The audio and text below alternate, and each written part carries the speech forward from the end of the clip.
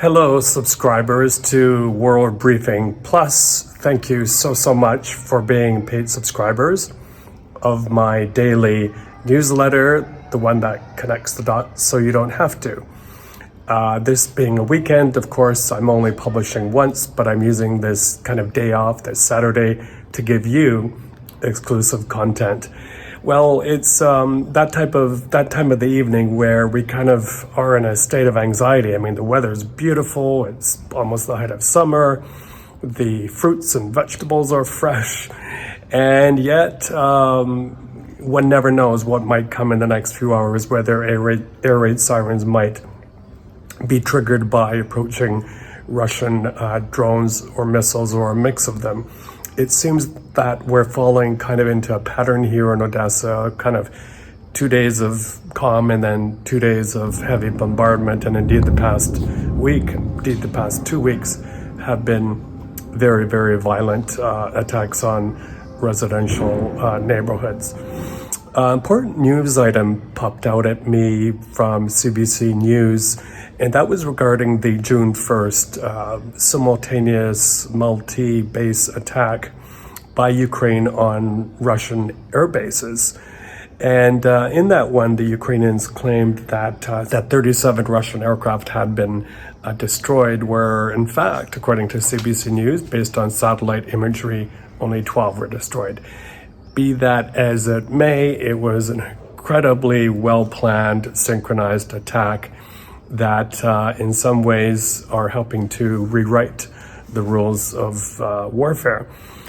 Now, what I wanted to focus on briefly here is not very good news for Ukraine, because yet again, it seems that another Western leader has grown weak-kneed in terms of providing Ukraine with powerful missiles, the ones with the power and the range, for example, to strike the Kerch Strait Bridge, of course, the huge bridge that links mainland Russia to illegally occupied Crimea, the very same one that the Russian forces rely on as a main artery to bring military equipment, men, and ammunition to Crimea and then to strike into Ukraine.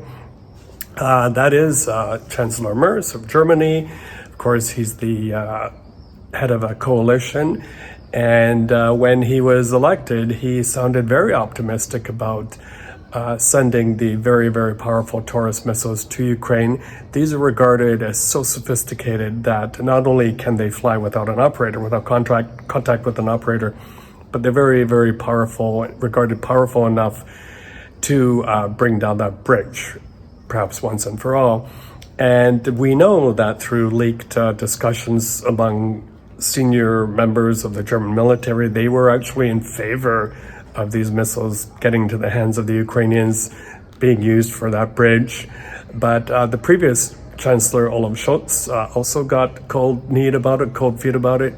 And now it seems his successor did. Now, German Defense Minister Boris Pistorius, who on a June 12th visit to Ukraine promised $2.2 billion in aid, but a definite no to the Taurus missiles. And I think you could see on the face of Mr. President Volodymyr Zelensky that this was a huge disappointment.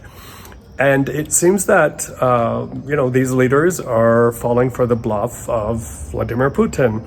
He said, as he did to Joe Biden when he was president, that if you send Patriot missiles to Ukraine, or in Germany's case, the Taurus missiles, we will hit you back. This is regarded as a bluff. My friend Kira Rudik, the head of the Holis Party and a very outspoken member of parliament, said as much as well, but yet Western leaders continue to fall for these bluffs from the Russians.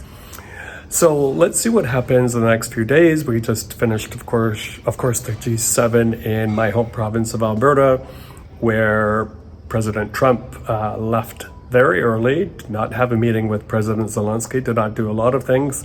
There was no joint statement on Ukraine.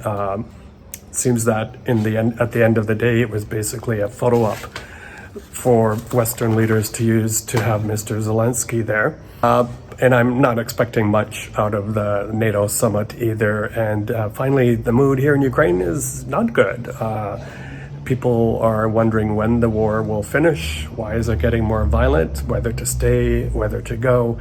And I just came back from the so-called Alley of Heroes, not far from where I'm standing right now.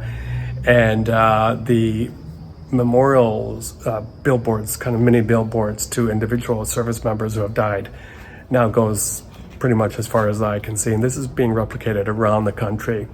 I'm thinking of the Tchaikovsky Cemetery in Lviv, where I've visited many, many times. And each time you go, the military part of the cemetery grows bigger and bigger, that they had to break new ground.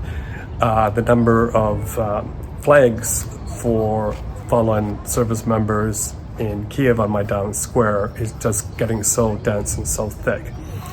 So, of course, we hope for the best for Ukraine, and it's very, very important, goes without saying, that Western leaders, develop the guts, the gusto to support Ukraine, because as I've said many, many times, if they don't, this war is going to be even closer on their doorstep.